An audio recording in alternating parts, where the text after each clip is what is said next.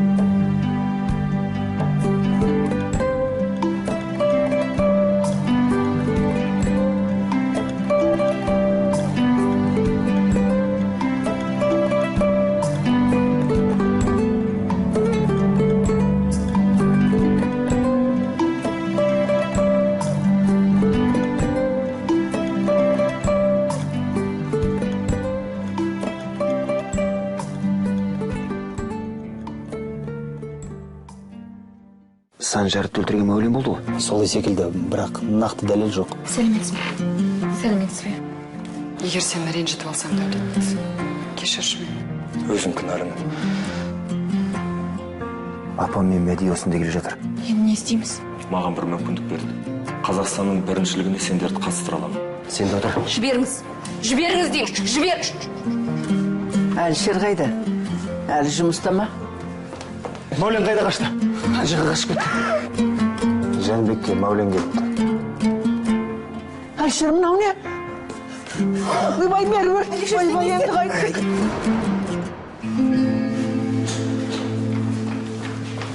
Айттым ғой саған әлі де жата тұру керек деп. Есікті аш.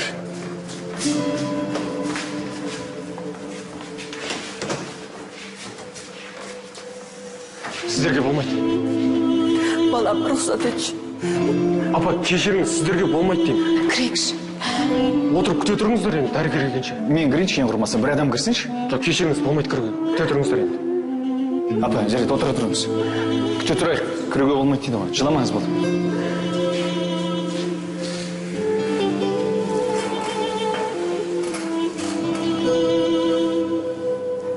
Маған неге айтпадыңдар?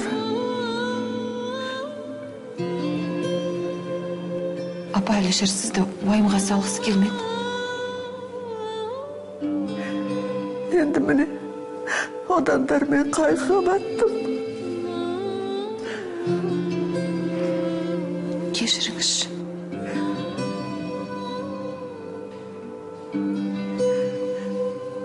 Дәулетте, Әлішердің мынандай жайдайға ұшыраған жасырым. Мен бір бөтен адамдай. Апа, бөтен емес. Сен де талай істі менен жасырып істедің ғой. Апа, болды, қойыңызшы. Жыламаңыз.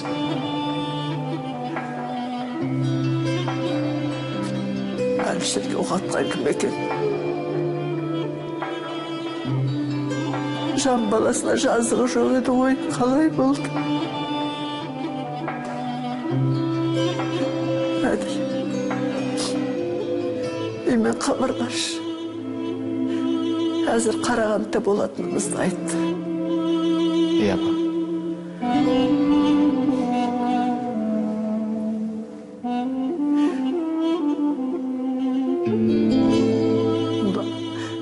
Күзетші немереге тұр. Кімді күзетіп тұр? Апа, Әлішерге оқ атқан адам әлі ұсталған жоқ. Қалай? Ол әлі бостандықта. Қауіпсіздігін ойлап, Әлішердің есігінің алдында күзет қойды.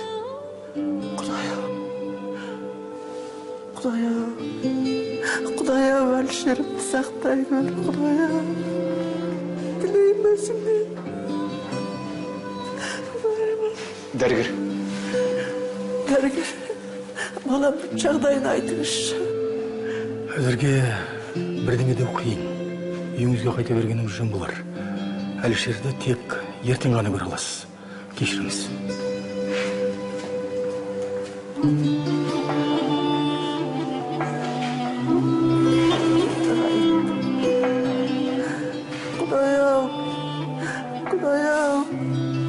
енді қай. Апа, жыламаңыз.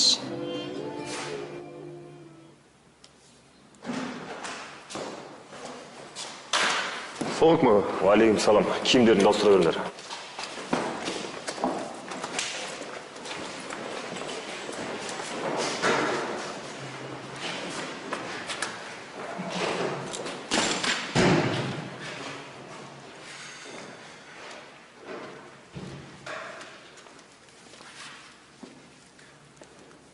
Жарысты ойлап алаңдап жүрсіз бе?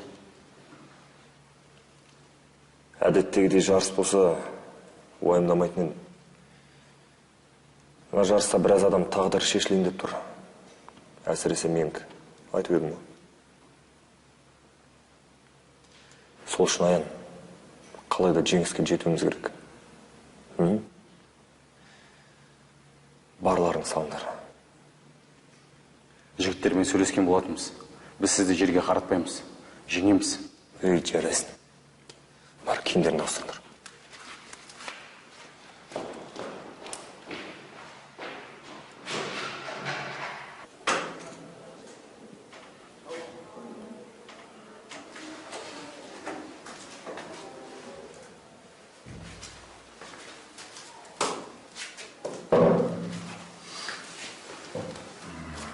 Әлішер, неге сонша үйге қайтуға асығасыз?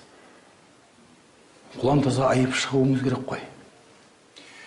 Кеше не болды? Айтыңызшы. Аяғым тайып құлап кеттім. Көзімді ұрсам, міне. Әлішер, күлетін ештеңесі жоқ. Жарақатты тіккен жер сөгіліп кетіпті. Қан көп кеткен. Әйтеуір, бәрі жақсы ғой. Апам қалай? Анаңыз қатты уайымдады. Ол кісіні түсінуге болады. Жасырмағаныңыз жөн бе? Түбі бір білетін еді ғой. Одан сайын уайымға батты. Иә. Аға, сіз ол кісіге менің есімді жиғанымда бәрі жақсы екен айтыңызшы. Айттық. Рахмет. Орныңыздан тұрмаңыз. Жатыңыз. Сізге қозғалуға болмайды. Иә. Мені қашан шығарасыздар? Не? Тағы столда сен деп бедіңіз. Жаңа не дедіңіз? Құлап қаптым. Көзімді ашсам, гипсте жатырмын дедіңіз бе?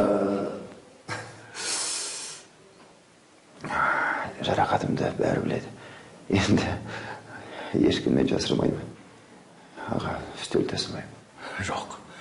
Мен бұл жолы сізді ұзақ ұстаймын.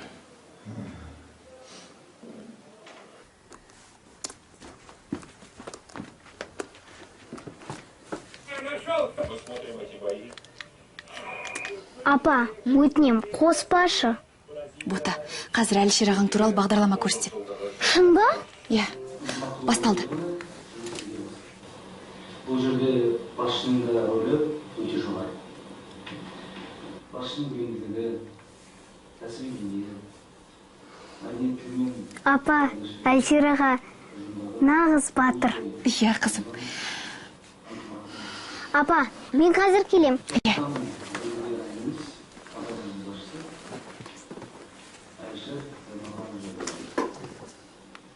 Әлішер және ой пікірлеріміз болса, отыра салуларымыз сөйледі. Тамам, Алло, Майра, мен жаңа Әлішер туралы бағдарламаны көрдім. Иә, бірақ бұл аз сияқты. Енді осы материалдарды тезірек жедел түрде әлеуметтік желілерге барынша салу керек. Қалай ойлайсың? Иә, дұрыс айтасың. Жақсы. Қызым, мен тез дүкенге барып келейін, е? Апа, мені үйде жалғыз қалдырмашы.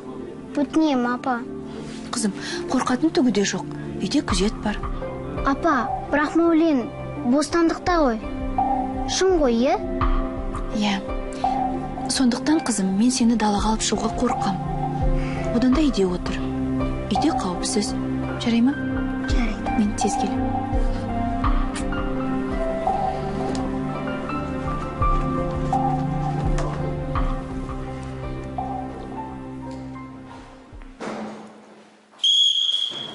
Сапқа тұрыңдар. Қалай көңіл күйлерің? Жақсы. Жігіттер, алдымызда бізді үлкен сын күтіп тұр. Білесіңдер ма? Сондықтан да жаттығу оңай болмайды. Дайынсыңдар ма? Иә. Мен? Иә. Осылай жүгіреміз.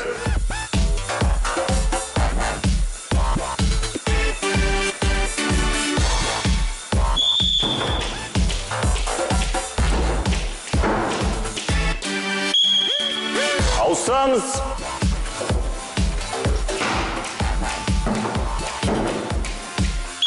Маса. Сәкен жақсы, осылай. Мерас, жеңілсек, аяқты ұшымен.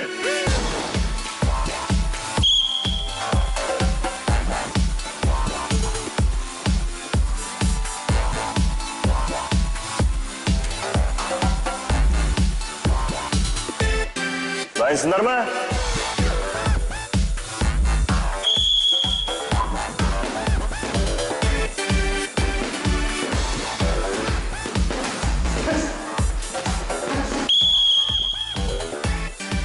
Жақсы, жігіттер. Дайындық жаман емес. Бүгінге болады. Бар, киімдеріңді ауыстырыңдар. Рахмет, қызым. Рахмет. Келіп тұрыңыз, ата. Сау болыңыз. Сау бол, қарағым.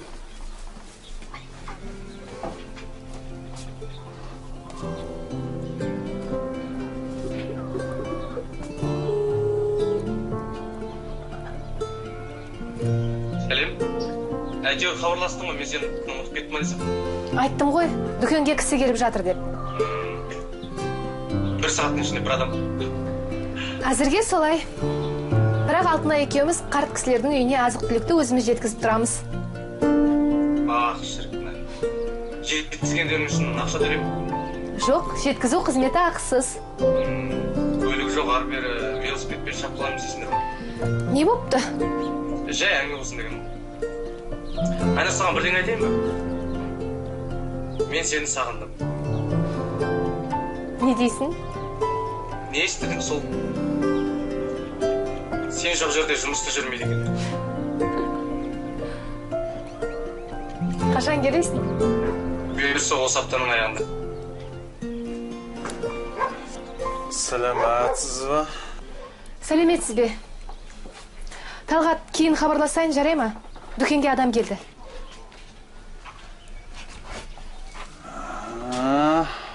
Бұл дүкеннің сатушы қыздар шеттерінен әдем екен ғой. Сіздерде не бар? Заттардың бәрі сөреде тұр. Сөреде?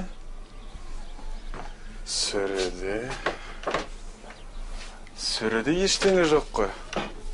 Қызуы 40 градус сусынды сөрелеріңізден көре алмай тұрмын ғой. Ол қайда? Арақты айтасыз ба? Иә. Біз ондайды сатпаймыз. Сонда бұл не қылған дүкен өзі? Кешіріңіз, барымыз осы. Онда болмады. Бауырым, бірден аласың ба, әлде тіліңмен жағыңа сүйеніп осылай тұра бересің бе? Соңынан келген екенсің, енді ақыр соңына дейін өз кезегіңді күтте тұр. Ұқтың ба?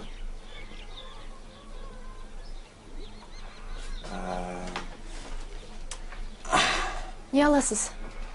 Мен ештеңе алмаймын, өйткені арақ жоқ қой. Бұлай болсын, керек жарақпен қамтамасыз етейін. Мен алып келемін, сіз сатасыз. Сол кезде мына дүкендеріңізден сатып алушылар шықпайтын болады. Солай істейік. Рахмет, біз ондай қызметке зәру емеспіз.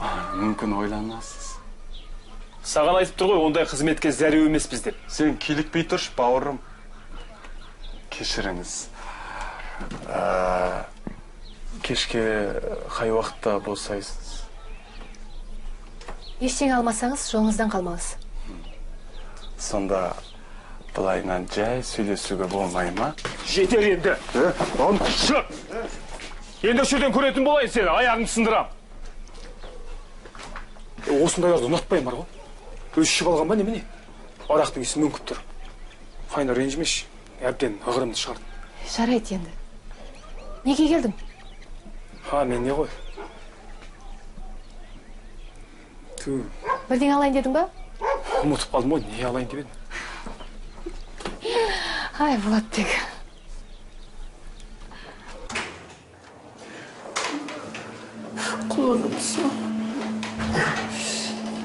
Апа.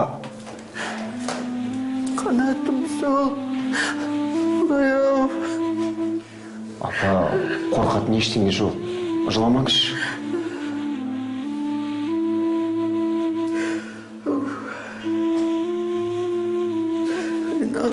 Апа, сіз мені кешіріңізші. Мен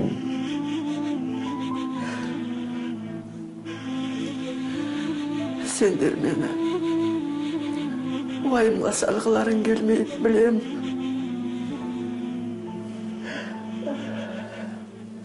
Енді ғана Мәдидің шаруасы реттелгендей болып еді. Енді сен мынандай жағдайға ұшырап қалдың. Мен уайымдамағанда кім уайымдайды? Апа, бәрі реттеледі. Құдайға шүкір.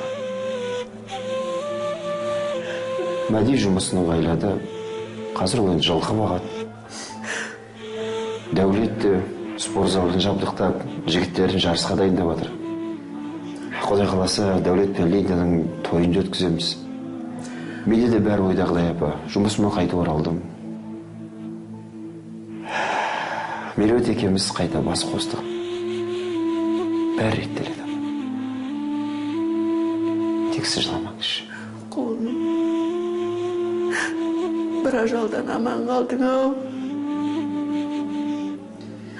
Құдай-ау. Ештеңе етпейді. Құдайға шүкір. Жігітпіз ғой, апа. Ойнау. Енді мен сізге уәде беремін. Мен сізден ештеңе жасырмаймын, апа. Бәрін айтамын. Менің жағдайым жақсы, апа. Дәрігерлер емдеп жатыр. Уайымдамаңыз, Жақсы қолым. Аман есен, жазылық. Қанатымыз.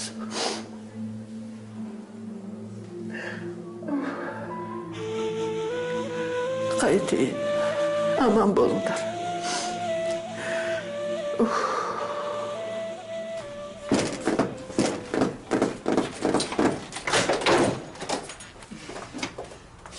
Қалайсың, Жан?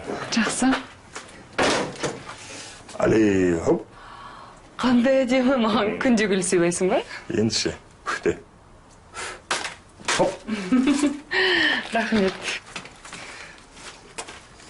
Саған сыйламағанда кімге сыйлайым, Жан? Сен әбден соған лайықсың. Бүгін қайда барамыз? Қазір шай ішеміз. Апам келді. Кім? Апам? Дәулет, амансың ба, балам? Саламатсыз ба? Ой, тағы да гүл. Қайда қоясың? Вазаларыңда жоқ екен. Біз бөтелкені қиып қоя береміз осылай. Дәулетжан, бөтелкеден қиған әдемі көрінбейді. Ай, сендерге ваза сыйлауым керек еді. Дәулет, жүр, тамақ жейік. Иә, керек. Қазір қолымды шай болайын.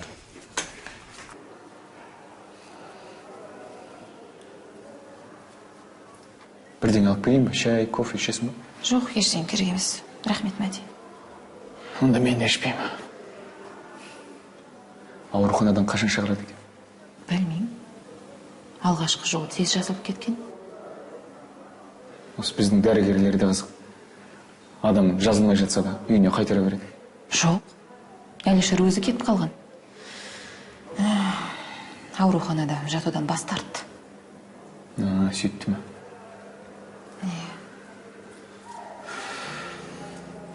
Сенен сұрайын деп едім. Сендер үйленейін деп жатсыңдар ма? Иә. Жақсы болған екен. Бұрында Әлішерге ылғи айтушы едім. Сендер жақсы жұпсыңдар, жарасасыңдар деп. Қайтадан бас қосқандарыңа қуанышты. Рахмет, Мәди. Білесің ме? Мен Әлішерге таң қалдым. Қаршадай қызды құтқарып қалу үшін өзінің басын қатерге тікті. Мен ойлаймын, егер менің басымда осындай жағдай болса, мен сөйте алар ма едім? Әлішер сенің өлім аузында жатқан бір қызға көмектескеніңді айтқан еді. Ол қыз дауасыз дертке шалдығып бет. Иә. Бірақ мен ол кезде басында өлімге тіккен жоқпын. Өлімге бас тігу міндетті ме? Ең бастысы адамның жанына араша болдым. Солай шығар. Білмеймін.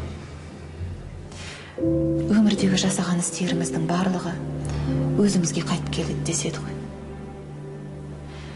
Дәрігерлер Әлішердің ғажайып бір құдіреттің күшімен аман қалғанын айтты. Бәлкім әлгі өзі құтқарған қаршадай қыздың шарапаты тиген шығар.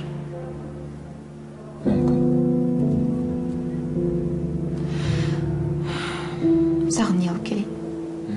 Кофе, шай? Өзім барып келейін. Онда жеңеше шай. Жарайды онда. Дайындық қалай өтті? Жақсы. Бәрі келді ме? Иә, қазір олар жаттығудан қалмайды ғой. Алдында үлкен сын бар екен біледі. Олар сенде жерге қаратқылары келмейді. Иә. Мінеки, салаттан алыңдар. Ой, қызым, мына ыдыстарың әбден ескіріп кетіпті ғой. Сендерге бір жақсы сервиз әпермесем бар ғой ұста. Алыңдар. Өзімізді алайын деп жүргенбіз. Ештеңе жоқ, алып береміз. Қалай бопты? Дәмді күшті. Ас болсын. Рахмет.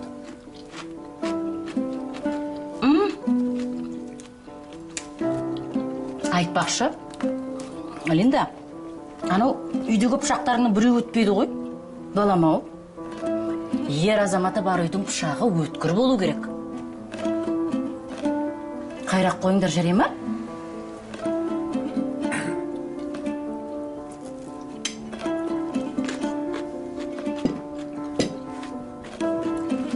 Тамақ түшпедің ғой, балам? Жақсы іштім, рахмет. Мен барып көлігімді жөндеп келейін. Дәулет, қайда кеттің?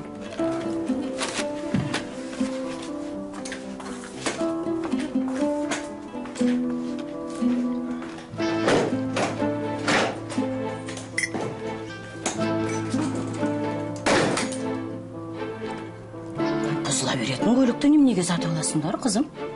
Апа, сіз түсінбедіңіз бе? Дәулет ренжіп кетті. Кімге?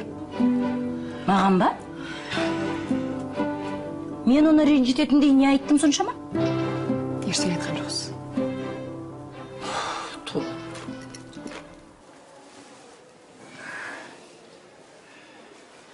Әлішер, шыдаңыз. Жарақатыңыз жазылғанша көп қимылдамаңыз. Олай болғанда жараның аузы ашылып кетуі мүмкін. Ал қолыңызды сосын байлап беремін. Жақсы, рахмет. Жақсы, дем алыңыз.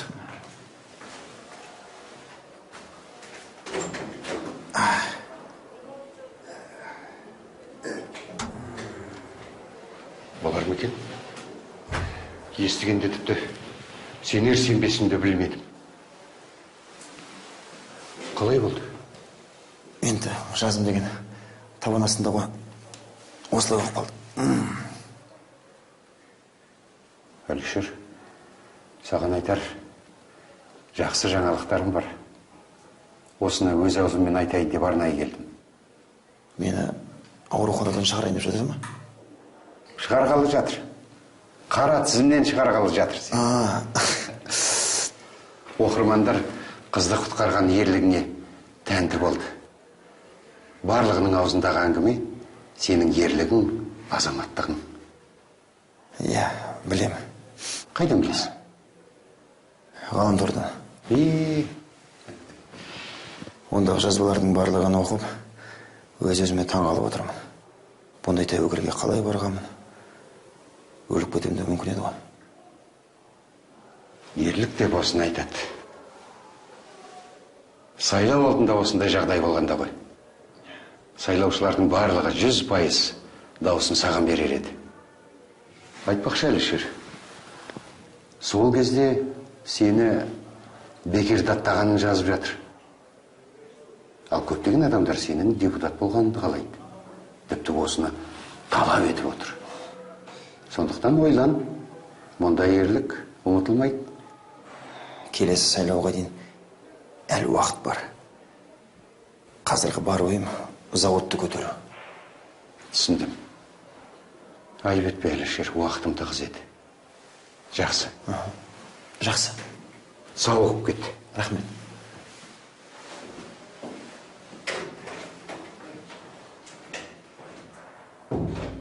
Алло, Карина, сәлем. Қалайсың? Түсінбедім. Шақырғаныңа рахмет, бірақ мен бүгін келе алмаймын. Иә, жексенбі күнінде бізде жұмыс. Ботаға сәлем айт. Жарайды, сау бол.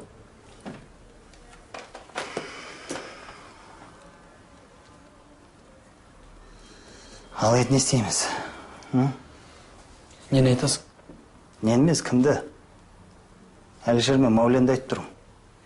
Қанша уақыт өтті, Мәуленді әлі ұстай алмай жүрміз. Ол қалада болса ұстаймыз. Ол қалада. Әлішердің тірі екенін біледі. Әлішерді бір жақты қылмай, ол тынып таппайды бәрібір. Әлішерге алаң болмай қоюға болады. Күзеті күшті.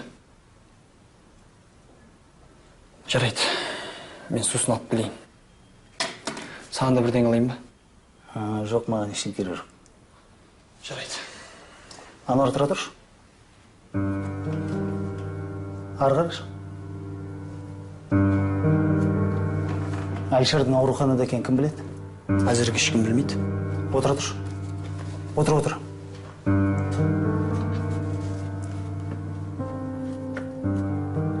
Алло, Әлішер. Иә, мен. Сен ауруханада екенін ешкім білмейді ғой? Тамаша. Сен соны ешкімге айтпай тұра тұршы. Керек болып тұр. Мен қазір келемді, саған барлығын түсіндірем. Жарайды.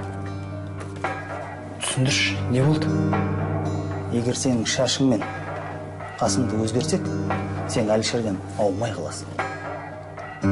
Сосын? Енді түсінсеңші, Мәулен Әлішердің ауруханада екенін білмейді. Дұрыс қой? Біз бүкіл күзеттің барлығын алып тастаймыз. Сен уақытша Әлішер бола тұрасың. Сөйтіп біз Мәуленді ұстап аламыз. Жоқ, енді... Сен уайымдама. Оқ өткізбейтін сауытты кигіземіз. Ең бастысы Әлішерді көндірсек болды. Шынында да ұқсайсың деймін.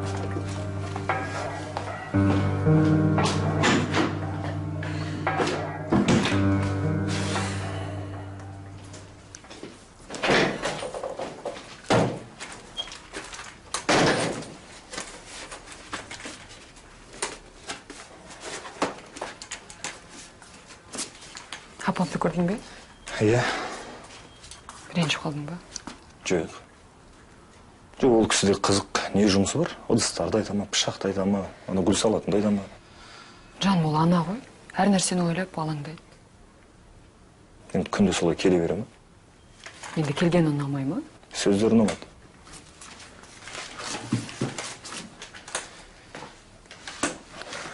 Дәулет апамның ниеті дұрыс қой. Бізге жақсы болсын дейді. Мен оны түсінем.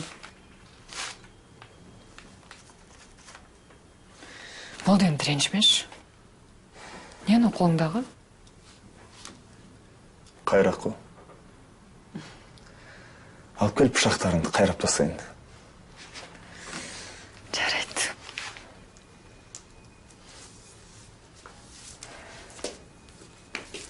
Тамақты да қыздыра сал. Сәлеметсіз. Кешіріңіз, қазір кіруге болмайды, тек қабылдау уақытында ғана. Мен көп уақыт алмаймын. Айтатын бір-екі ауыз сөзім ғана бар. Жарас. 5 минут уақыттарыңыз бар. Рахмет.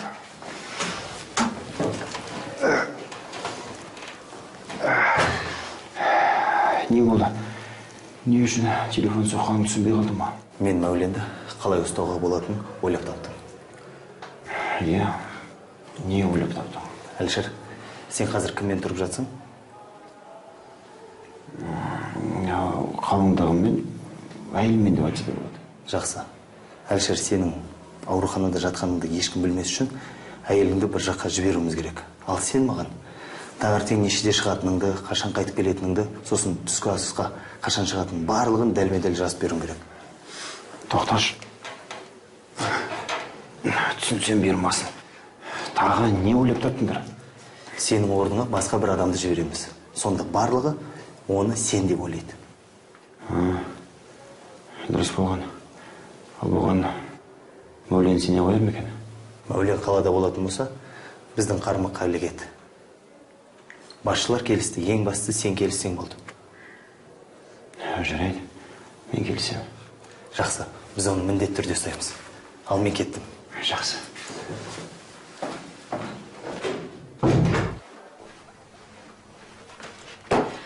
Маған ертең тек нан ғана керек болады. Ал көлік бір сағат ертелік келе ала ма? Соны сұрайын деп ем. Жоқ, сүт керек емес. Тұз, бұрыш сияқты өнімдер керек. Аха, жартылай фабрикаттарда не бар? Жақсы, жақсы.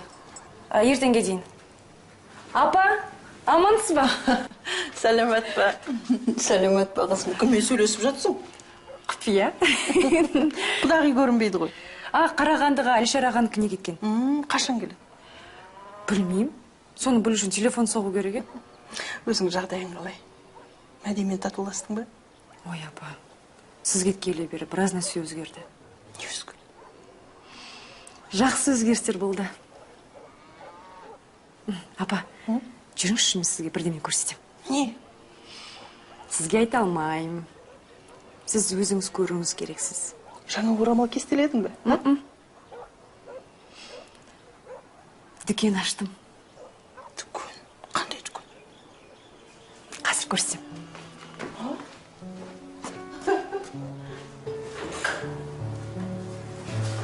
Әлішер, ұйықтап жатсың ба? Күн ұзақ оқып едім ғой, көзім талып кетті. Денсаулық қалай? Жақсы. Жақсы болды. Үйдегі жиһаздарының орнын ауыстырып қою керек еді. Несіне күлесің? Күлдірмей жатамын. Мен саған шын айтып тұрмын. Мәдидің бір өзінің шамасы келмейді. Апам екеумізден қайран жоқ. Меруерт, үйдегі жиһазды ауыстырудың қажеті жоқ. Сендер үйлеріңе қайтасыңдар. Сен өз үйіңе, апам мен Мәди өз үйлеріне. Қалжыңдап тұрсың ба? Сөзің бұйырмасын. Қалжыңдап тұрған жоқпын, шын айтамын. Тергеуші бар ғой жарасы. Мәуленді қалай ұстаудың жаңа амалдарын қарастырып жүр. Үйге қайтқым келмейді. Қонақ үйге ауысармын. Білемін де үйге жалғыз баруға қорқатынымды. Жоқ, сенің бір өзіңді қалдыруға қорқам. Меруерт, мен саған айттым ба?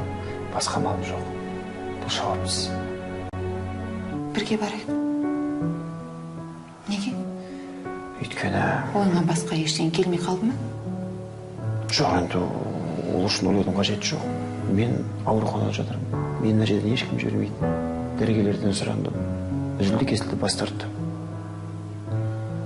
Әлі қазір.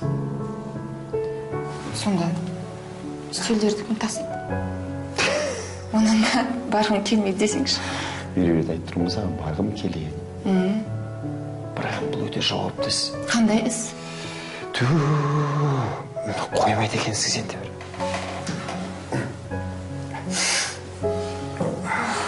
Малай, тергеуші елдің көзіне көрінбеуімді қалайды. Ол маған ұқсас полицейді тауып, оған грим жасап, менің орныма жібермекші. Ол сонда сен түсінесің бе, менің рөлімді ойнайды. Сол себептен басқа қалаға кетіп қалым керек. Мысалы, Алматыға. Дәрігерлермен келсең ғой, көндірсең кетеміз.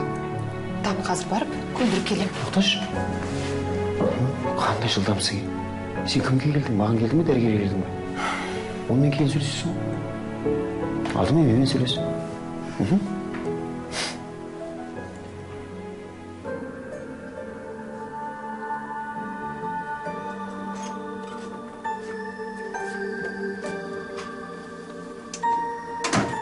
Дәулет, қараңғыда не істеп жатсың? Ұйқы келмей жатыр.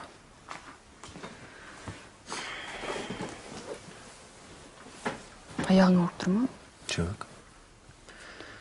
Ұйқы қашып кетті. Содан кейін шығып кеттім. Сен оятқың келмеді. Мен оятқым келмесе, онда төсектен тұрмауым керек еді. Қасымда жоқсың, тоңып қалдым.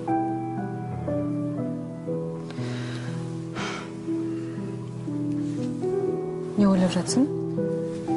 Спортзал туралы ма? Иә, ол да бар. Біріншілікті, шәкірттерімді ойлаймын. Жұмыстан шығып кетемін деп қорықпаймын. Бастаған ісімді аяғына дейін апарғым келеді.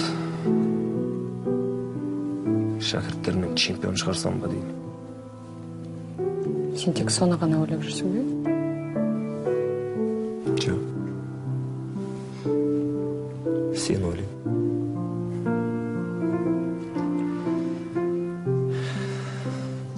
Бауырларымды ойлаймын. Мәдидің жағдайы қиын болып жүр. Әлішер болса анау ауруханада жатыр.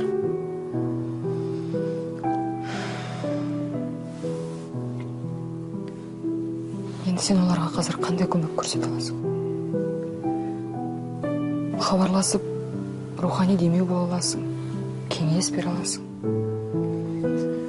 Осы уақытқа дейін қолынан келген бәрін жасадың ғой. Мәдиге де көмектестім, қарызын жаптым.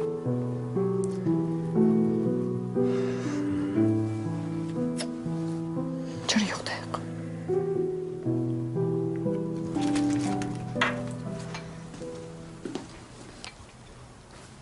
Меруерт. Әлішердің жағдайы қалай екен? Тәуір болып қапты. Тәубе. Онда ауруханадан тезірек шыққысы келіп, тықыршып отыр ма? Жоқ, бір қызығы шыққысы келмейді. Бұл бір таңғаларлық жай екен. Балаларым әкелері сияқты аурухананы аса жақтырмайды. Апа, біз жолға шығуымыз керек. Неге? Бұл Әлішердің өтініші. Қане шешек, сосын мен сізге барлығын айтып берем.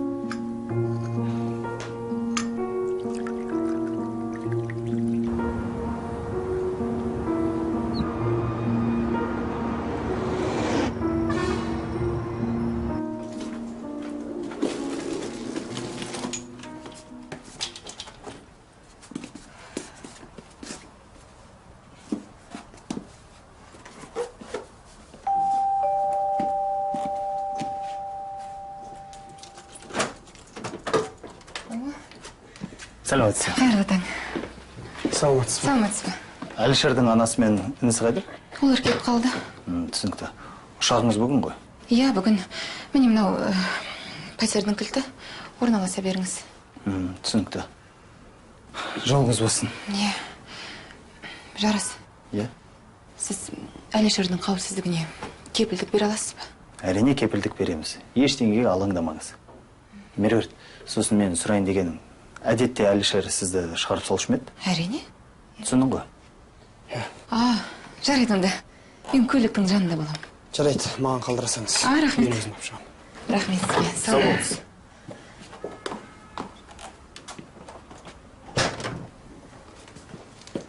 Ал, менің қауіпсіздігіме кім кепілдік бере алады? Қазір сен Меруертті әуежайға шығарып сал. Сосын жұмыста кездесеміз. Спектакліміз басталды. Жарайды. Байқап жүр.